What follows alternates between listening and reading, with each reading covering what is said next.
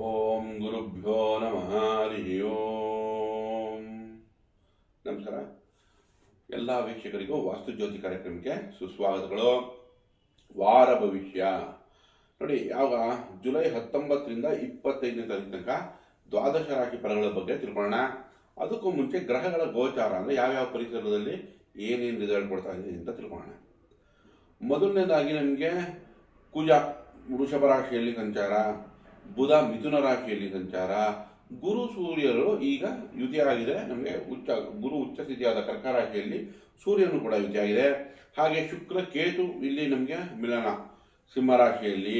ಇನ್ನು ಚಂದ್ರ ಕನ್ಯಾ ರಾಶಿ ಮತ್ತು ತುಲಾ ರಾಶಿಯಲ್ಲಿ ಸಂಚಾರ, ಶನೈಶ್ಚರನು ಮೀನ ರಾಶಿಯಲ್ಲಿಯೂ, ರಾಹು ನಮಗೆ ಕುಂಭ ರಾಶಿಯಲ್ಲಿ ಸಂಚಾರ. ಈ ವಾರದ ವಿಶೇಷತೆ ಏನು ಅಂದರೆ ಶುಕ್ರ ಕೇತುಗಳ ಮಿಲನ, ಗುರು ಮತ್ತು ಸೂರ್ಯನ ಮಿಲನ. ಸೊ ಅದನ್ನ ನಾವು ಪರಿಗಣಿಸೋಣ. ಗುರು ಉಚ್ಚ ಗುರುವಿನ ಸಲಹೆ ಸೂರ್ಯ ತಗೊಂಡಾಗ ಖಂಡಿತ ಒಂದು ಅಧಿಕಾರ ಸಿಗುವಂತ ಚಾನ್ಸಸ್ ಹೆಚ್ಚಾಗುತ್ತೆ.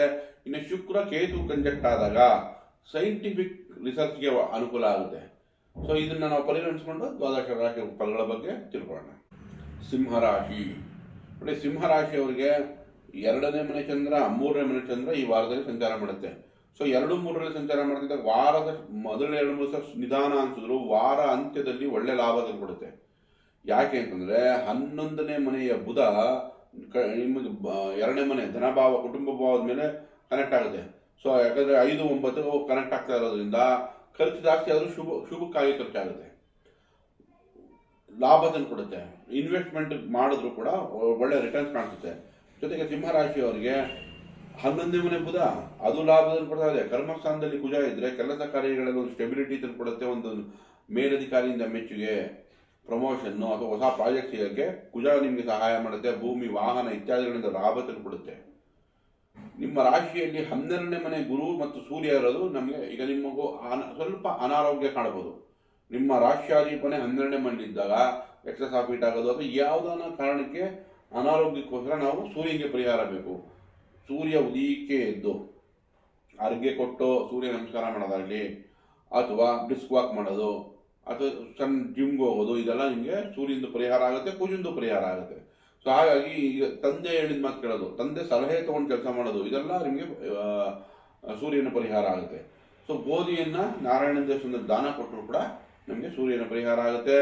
ಸೊ ಓವರಾಲ್ ತಗೊಂಡಾಗ ನಮಗೆ ಸಿಂಹರಾಶಿಯವರಿಗೆ ಗುರು ಒಂದು ಬ್ಯಾಲೆನ್ಸ್ ಮಾಡಿದ್ರೆ, ಮತ್ತೆ ಶನಿ ಅಷ್ಟಮದಲ್ಲಿದೆ, ಶನೈಶ್ಚರನಿಂದ ಬ್ಯಾಲೆನ್ಸ್ ಮಾಡಬೇಕಾಗುತ್ತೆ. ಇಲ್ಲಾಂದ್ರೆ ಅನವಶ್ಯವಾಗಿ ಕೆಲಸ ಪೋಸ್ಟ್ಪೋನ್ ಆಗ್ತಾ ಹೋಗುತ್ತೆ, ಅಂದ್ರೆ ನಿಧಾನ ಆಗ್ತಾ ಹೋಗುತ್ತೆ. ಇಷ್ಟೊಂದಾಗಲೇ ತುಂಬ ಕೆಲಸಗಳು ಮುಗಿಬೇಕಾಗಿತ್ತು, ಬಟ್ ಅಷ್ಟಮ ಶನಿಯಿಂದ ಎಲ್ಲ ಕೆಲಸನೂ ಪೋಸ್ಟ್ಪೋನ್ ಆಗ್ತಾ ನಿಧಾನ ಆಗ್ತಿದೆ. ಬಟ್ ಖಂಡಿತ ಮುಂಬರೋ ದಿನಗಳಲ್ಲಿ ನೋಡಿ 27ರಿಂದ ಶನಿ ವಕ್ರಿ ಆದಾಗ ಕೆಲಸಗಳು ಬೇಗನೆ ಮುಂದುವರಿಯುತ್ತೆ. ಸೊ ಹಾಗಾಗಿ ಅದುವರೆಗೂ ಶನೈಶ್ಚರನಿಗೆ ಒಂದು ಎಳ್ಳೆಣ್ಣೆ ದೀಪ ಹಚ್ಚೋದಾಗಲಿ, ಅಥವಾ ರಾಮರಕ್ಷಾ ಸ್ತೋತ್ರ ಬೆಸ್ಟ್. ಅದಕ್ಕೆ ಶ್ರೀರಾಮ ರಾಮ ರಾಮೇತಿ ರಮೇ ರಾಮೇ ಮನೋರಮೆ ಸಹಸ್ರನಾಮದ ತುಲ್ಯಂ ಶ್ರೀ ರಾಮನಾಮ ವರಾನನೆ ಒಂದು 21 ಬಾರಿ ಹೇಳ್ಕೊಳ್ಳಿ, ಖಂಡಿತ ನಿಮಗೆ ಸಹಾಯಕ್ಕೆ ಬರುತ್ತೆ. ಓವರಾಲ್ ಆಗಿ ತಗೊಂಡ್ರೆ ಸಿಂಹರಾಶಿಯವರಿಗೆ ಮಿಶ್ರ ಫಲ ಒಳ್ಳೆಯದ. ಕನ್ಯಾ ರಾಶಿಯವರಿಗೆ ನಿಮ್ಮ ರಾಶಿಯಲ್ಲಿಯೇ ಚಂದ್ರ ಸಂಚಾರ, ನಂತರ 2ನೇ ಮನೆಯಲ್ಲಿ ಸಂಚಾರ ಮಾಡುತ್ತೆ. ಸೊ ನಿಮ್ಮ ರಾಶಿಯಲ್ಲೇ ಸಂಚಾರ ಮಾಡ್ತಾ ಇದ್ದಾಗ ಹೊಸ ಉತ್ಸಾಹ ಉಲ್ಲಾಸ ಚೆನ್ನಾಗಿದೆ. ಬಟ್ ವಾರ ಅಂತ್ಯದಲ್ಲಿ ಹೋಗ್ತಾ ಹೋಗ್ತಾ ಸ್ವಲ್ಪ ಖರ್ಚು ಜಾಸ್ತಿ ಆಗ್ಬೋದು. ಯಾಕಂದ್ರೆ ನಿಮಗೆ 11ನೇ ಮನೆ 2ರಲ್ಲಿದೆ, ಲಾಭನೇ ತಂದು ಕೊಡುತ್ತೆ. ಬಟ್ ನೋಡಿ, ನಿಮ್ಮ ರಾಶಿಯಾಧಿಪ ಬುಧ ಕರ್ಮಸ್ಥಾನದಲ್ಲಿದೆ, ಅದು 5-9 ಕನೆಕ್ಟ್ ಆಗ್ತಾ ಇದೆ. ಸೊ ಹಾಗಾಗಿ ನಿಮಗೆ ಮಕ್ಕಳ ವಿಷಯ ಅಥವಾ ವಿದ್ಯಾಭ್ಯಾಸ ಅಥವಾ ಕಮ್ಯುನಿಕೇಷನ್ ಇಂಥ ವಿಷಯಗಳಿಗೆ ಇನ್ವೆಸ್ಟ್ಮೆಂಟ್ ಬರುವಂತ ಚಾನ್ಸ್ ಇರುತ್ತೆ. ಮಾಧ್ಯಮಕ್ಕೋಸ್ಕರ ಖರ್ಚು ಮಾಡ್ಬೋದು, ಮಾರ್ಕೆಟಿಂಗು, ಡಿಜಿಟಲ್ ಮಾರ್ಕೆಟಿಂಗು ಇಂಥ ವಿಷಯಕ್ಕೆ ಖರ್ಚು ಬರ್ಬೋದು. ಬಟ್ ಆದ್ರೂ ನಿಮಗೆ ಲಾಭ ಕೂಡ ಖಂಡಿತ ಇದೆ. 11ನೇ ಮನೆಯಲ್ಲಿ ಗುರು ಮತ್ತೆ ಸೂರ್ಯರ ಯುತಿ, ಯಾವುದಾನ ಒಂದು ನೇಮು ಫೇಮು ಬರುವಂತ ಅವಕಾಶ ಸಿಗುತ್ತೆ. ಯಾಕಂದ್ರೆ ನಿಮಗೆ ಚಂದ್ರ ಕೂಡ 2ನೇ ಮನೆಗೆ ಬರ್ತಾ ಇದೆಯರಿಂದ ನಿಮಗೆ ಈ ವಾರಾಂತ್ಯದಲ್ಲಿ ಯಾವುದಾನ ಒಂದು ಹೆಸರು ಕೀರ್ತಿ ಬರುವಂತ ಚಾನ್ಸಸ್ ಹೆಚ್ಚಿಗೆ ಆಗುತ್ತೆ. ನಂತರ ಸಪ್ತಮದಲ್ಲಿ ಶನಿ ಕೂಡ ಕೆಲಸ ಕಾರ್ಯಗಳಿಗೆ ಅನುಕೂಲನೆ ಮಾಡಿಕೊಡುತ್ತೆ. ರಾಹು ನಿಮಗೆ ಅತ್ಯುತ್ತಮ ಪೊಸಿಷನ್ ಇದೆ, ಅದು ಕೂಡ ಲಾಭದಾಯಕವಾಗಿರುತ್ತೆ. ಇನ್ನು 12ರಲ್ಲಿ ಕೇತು ಇದ್ರೆ ಅದು ಶುಕ್ರ ಬಂದು ಸೇರ್ಬೋದು. ಸೊ ಈಗ ಧರ್ಮಕ್ಷೇತ್ರಗಳಿಗೋಸ್ಕರ ಖರ್ಚು ಮಾಡುವಂತ ಸಮಯ. ಬರೀ ಶುಕ್ರ ಇದ್ರೆ ಐಷಾರಾಮಿ ಖರ್ಚು ಮಾಡೋರು, ಕೇತು ಜೊತೆ ಸೇರ್ಕೊಂಡ್ಬಿಟ್ರೆ ಧರ್ಮದತ್ತಿ ಇಲಾಖೆ ಖರ್ಚು ಮಾಡೋದು, NGOಗಳಿಗೆ ಏನಾದರೂ ಹೆಲ್ಪ್ ಮಾಡೋದು, ಈ ತರ ಖರ್ಚು ಬರುವಂತ ಚಾನ್ಸ್ ಇರುತ್ತೆ. ಅಥವಾ ನಿಮ್ಮ ಮನೆ ಶಯನ ಸ್ಥಾನಕ್ಕೆ ಏನಾದರೂ ಖರ್ಚು ಮಾಡ್ತೀರಾ, ಧರ್ಮಕ್ಷೇತ್ರಗಳು ದೇವಸ್ಥಾನಗಳಿಗೆ ಭೇಟಿ ಕೊಡೋಕೆ ಖರ್ಚು, ಇಲ್ಲ ನಿಮ್ಮ ಶಯನಕ್ಕೆ ಅಂದ್ರೆ ನಿಮ್ಮ ಬೆಡ್ರೂಮ್ಗೆ ಏನಾದರೂ ಬೇಕಾಗಿರೋ ಐಷಾರಾಮಿ ವಸ್ತುಗಳನ್ನ ತರ್ತೀರಾ. ಸೊ ಇದಕ್ಕೋಸ್ಕರ ನಮಗೆ ಕೇತು 12ನೇ ಮನೆಯಿದ್ರೆ ಶುಭ ಅಶುಭ ಅಂದರೆ ಧಾರ್ಮಿಕವಾಗಿ ಖರ್ಚು ತೋರಿಸುತ್ತೆ. ಬಟ್ 11ರಲ್ಲಿ ಗುರು ಸೂರ್ಯ ಚೆನ್ನಾಗಿದೆ, ಕರ್ಮಸ್ಥಾನದಲ್ಲಿ ಕರ್ಮಸ್ಥಾನದಲ್ಲಿ ಬುಧನು ಅಲ್ಲಿರೋದು ಚೆನ್ನಾಗಿದೆ, ಭಾಗ್ಯದಲ್ಲಿ ಕುಜ ಇದೆ, ಅದು ಪಾಸಿಟಿವ್ ರಿಸಲ್ಟೇ ಕೊಡುತ್ತೆ. ಓವರ್ ಆಲ್ ಕನ್ಯಾ ರಾಶಿಯಲ್ಲಿ ಗ್ರಹಗತಿಗಳು ಚೆನ್ನಾಗಿದೆ, ಸೊ ಚಿಂತೆ ಮಾಡೋ ಅವಶ್ಯಕತೆ ಇಲ್ಲ, ಒಳ್ಳೆಯದಲ್ಲಿ. ತುಲಾರಾಶಿಗೆ 12ನೇ ಮನೆಯಲ್ಲಿ ಚಂದ್ರ ಸಂಚಾರ ಮಾಡ್ತಾ ಇದ್ದಾಗ ಖರ್ಚು ಹೆಚ್ಚಾಗಿ ಕಾಣುತ್ತೆ. ಕರ್ಮಾದೀಪ 12ರಿಂದ ಕೆಲಸದ ಮೇಲೆ ದೂರ ಪ್ರಯಾಣಗಳು ಚಾನ್ಸ್ ಇದೆ, ಅಥವಾ ಖರ್ಚು ಹೆಚ್ಚಾಗಿ ಕಾಣುತ್ತೆ. ವಾರಾಂತ್ಯದಲ್ಲಿ ಅಂದರೆ ವಾರದ ಕೊನೆ ಭಾಗದಲ್ಲಿ 2-3 ದಿವಸ ನಿಮ್ಮ ರಾಶಿಯಲ್ಲೇ ಸಂಚಾರ ಮಾಡ್ತಿರೋದ್ರಿಂದ ಹೊಸ ಉತ್ಸಾಹ ಉಲ್ಲಾಸ ಬರುತ್ತೆ.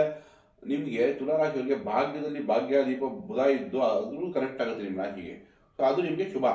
ಬಟ್ ಆದರೂ ಖರ್ಚು ಕಾಣುತ್ತೆ ಮಕ್ಕಳ ವಿಷಯದಲ್ಲಿ. ಇನ್ನು ಕರ್ಮಸ್ಥಾನದಲ್ಲಿ ಗುರು ಸೂರ್ಯರ ಯುತಿ, ಕೆಲಸದಲ್ಲಿ ಒಳ್ಳೆ ಅವಕಾಶ ಇರುತ್ತೆ, ಹುಡುಕ್ತಾ ಇದ್ದವ್ರಿಗೆ ಕೆಲಸ ಸಿಗೋವಂಥ ಚಾನ್ಸು, ಅಥವಾ ತುಲಾರಾಶಿಯವರಿಗೆ ಕೆಲಸದಲ್ಲಿ ಒಂದು ಉತ್ತಮ ಬದಲಾವಣೆ, ಹೊಸ ಪ್ರಾಜೆಕ್ಟ್ ಸಿಗೋದು, ಇಂಥದಕ್ಕೆ ಒಳ್ಳೆ ಅವಕಾಶ. 11ರಲ್ಲಿ ಶುಕ್ರಕೇತು ಇದ್ರೆ ಹೆಣ್ಮಕ್ಳಿಂದ ಲಾಭ, ಫ್ಯಾಷನ್ ಫೀಲ್ಡು, ಬ್ರ್ಯಾಂಡೆಡ್ ಫೀಲ್ಡು, ಅಥವಾ clothing, any luxury item, jewellery, saris, cinema ರಂಗ, ಇಂಥದ್ರಲ್ಲಿರೋರಿಗೆಲ್ಲ ಒಂದು ಒಳ್ಳೆ ಅವಕಾಶ, ಒಳ್ಳೆ ಲಾಭನೇ ತಂದುಕೊಡುತ್ತೆ. ಕೇತುಗೆ ಪರಿಹಾರ ಬೇಕು. ಕೇತು 11ರಲ್ಲೂ ಕೂಡ ಲಾಭದಾಯಕವಾಗಿ, ಬಟ್ ಎರಡೂ ಜೊತೆಲಿರೋದಕ್ಕೆ ಕೇತುಗೋಸ್ಕರ ಗಣೇಶನ ದೇವಸ್ಥಾನದಲ್ಲಿ ಹೋಗಿ ನಿಮ್ಮ ಹೆಸರು ಅರ್ಚನೆಗಳು ಮಾಡ್ಸೋದ್ರಿಂದ ಖಂಡಿತ ಕೇತು ನಿಮಗೆ ಲಾಭನ ಹೆಚ್ಚಿಗೆ ತಂದುಕೊಡುತ್ತೆ. ಹಾಗೆ ತುಲಾರಾಶಿಯವರಿಗೆ ಪಂಚಮದಲ್ಲಿ ರಾಹು, ಆ ರಾಹುಗೆ ಪರಿಹಾರ ಬೇಕು. ಅರ್ಧಕಾಯಂ ಮಹಾವೀರ್ಯಂ ಚಂದ್ರಾದಿತ್ಯ ವಿಮರ್ದನಂ ಸಿಂಹಿಕಾ ಗರ್ಭ ಸಂಭೂತಂ ತಂ ರಾಹುಂ ಪ್ರಣಮಾಮ್ಯಹಂ. 21 ಬಾರಿ ಹೇಳ್ಕೊಳ್ಳಿ. ಜೊತೆಗೆ ಆಷಾಢ ಮಾಸ ಬರ್ತಾ ಇರೋದ್ರಿಂದ ದುರ್ಗಾ ಆರಾಧನೆ ಮಾಡಿ, ಖಂಡಿತ ನಿಮ್ಗೆ ಅದು ಸಹಾಯಕ್ಕೆ ಬರುತ್ತೆ. ಓವರ್ ಆಲ್ ತೊಗೊಂಡ್ರೆ ತುಲಾರಾಶಿ ತುಂಬ ಚೆನ್ನಾಗಿದೆ, ಒಳ್ಳೆಯದಾಗಲಿ. ವೃಶ್ಚಿಕ ರಾಶಿಗೆ ಭಾಗ್ಯದಲ್ಲಿ ಗುರು ಬಂತು, ಚೇತರಿಸ್ಕೋತಾ ಇದ್ದೀರಾ. ಆರೋಗ್ಯದಲ್ಲಿ ಚೇತರಿಕೆ, ಹಣಕಾಸು ವಿಷಯದಲ್ಲಿ ಎಲ್ಲ ವಿಷಯದಲ್ಲೂ ಒಂದು ಸ್ಟೆಬಿಲಿಟಿ ಬರೋಕ್ಕೆ ಶುರು ಆಗಿದೆ. ಹಾಗಾಗಿ ಚಿಂತೆ ಬಿಡಿ. 11ರಲ್ಲಿ ಚಂದ್ರ ಸಂಚಾರ ಲಾಭನ ಹೆಚ್ಚಿಗೆ ನಿರೀಕ್ಷಿಸ್ಬೋದು, ಚಿಂತೆ ಏನಿಲ್ಲ. ಬಟ್ 12ರಲ್ಲಿ ಅಂದರೆ ವಾರಾಂತ್ಯದಲ್ಲಿ 12ಕ್ಕೆ ಹೋಗೋದ್ರಿಂದ ಸ್ವಲ್ಪ ಖರ್ಚಿನ ಬಗ್ಗೆ ಚಿಂತೆ ಮಾಡಿ, ಪ್ಲಾನ್ ಮಾಡಿ. ಅದಕ್ಕೆ ಒಂದು ಒಳ್ಳೆ ಪ್ಲಾನಿಂಗ್ಗೆ ಚಂದ್ರ ಪರಿಹಾರ. ಜೊತೆಗೆ ಶಿವನ ಆರಾಧನೆ ಮಾಡಿ, ಓಂ ನಮಃ ಶಿವಾಯ 21 ಬಾರಿ ಹೇಳ್ಕೊಳ್ಳಿ, ಖಂಡಿತ ಅದು ನಿಮಗೆ ಚಂದ್ರ ಶಾಂತಿ ಆಗುತ್ತೆ. ಪಂಚಮದಲ್ಲಿ ಶನಿ ಇದ್ದಾಗ ಮಕ್ಕಳ ವಿಚಾರದಲ್ಲಿ ಸ್ವಲ್ಪ ಭಿನ್ನಾಭಿಪ್ರಾಯ, ಮಕ್ಕಳು ಹೇಳಿದ ಮಾತು ಕೇಳ್ತಾ ಇಲ್ಲ, ಹೆಚ್ಚಿನ ವಿದ್ಯಾಭ್ಯಾಸ ನಿಧಾನ. ಹಾಗಾಗಿ ಪಂಚಮ ಶನಿಗೆ ಪರಿಹಾರ ಮಾಡ್ಕೊಳ್ಳಿ. ಶನಿಶ್ಚರನಿಗೋಸ್ಕರ ರಾಮರಕ್ಷಾ ಸ್ತೋತ್ರ, ಶ್ರೀರಾಮ ರಾಮ ರಾಮೇತಿ ರಮೇ ರಾಮೇ ಮನೋರಮೆ ಸಹಸ್ರನಾಮ ತತ್ತುಲ್ಯಂ ಶ್ರೀರಾಮನಾಮ ವರಾನನೆ ಹೇಳ್ಕೊತಾ ಇದ್ರೆ ನಿಮಗೆ ಖಂಡಿತ ಶನಿಯಿಂದ ಲಾಭನ ಹೆಚ್ಚಿಗೆ ನಿಲ್ಲಿಸ್ಬೋದು, ಒಳ್ಳೆಯದಾಗಲಿ. ದಯವಿಟ್ಟು ಈ ವಿಡಿಯೋ ಇಷ್ಟ ಆಗಿದ್ದಲ್ಲಿ ಲೈಕ್ ಮಾಡಿ, ಶೇರ್ ಮಾಡಿ, ಸಬ್ಸ್ಕ್ರೈಬ್ ಮಾಡಿ. ಧನ್ಯವಾದಗಳು.